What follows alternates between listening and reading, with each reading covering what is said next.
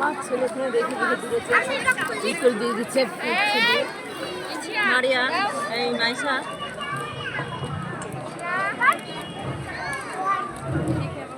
নমস্কার। কবি সুবোধ সরকারের কবিতা ঘুষ রবীন্দ্র রচনাবলীর নবম খণ্ড দিয়ে চাপা দেওয়া সুইসাইড নোট। ছেলেকে লেখা লিখে হাতে ব্লেড নিয়ে বাথরুমে ঢুকেছিলেন মাস্টার মশাই। দুপুরবেলা কাজের লোক দরজার তলা দিয়ে রক্ত আসছে দেখে চিৎকার করে ওঠে। ছেলেকে লেখা এই তার প্রথম এবং শেষ চিঠি।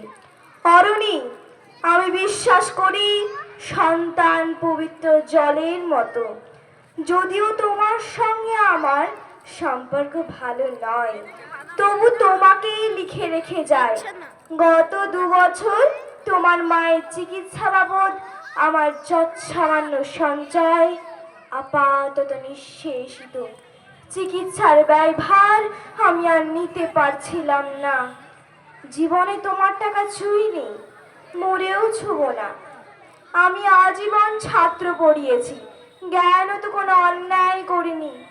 গত মাসে আমার স্কুলে এক অভিভাবক এসে ঝুলোঝুলি করেন তার ছেলেকে নেবার জন্য।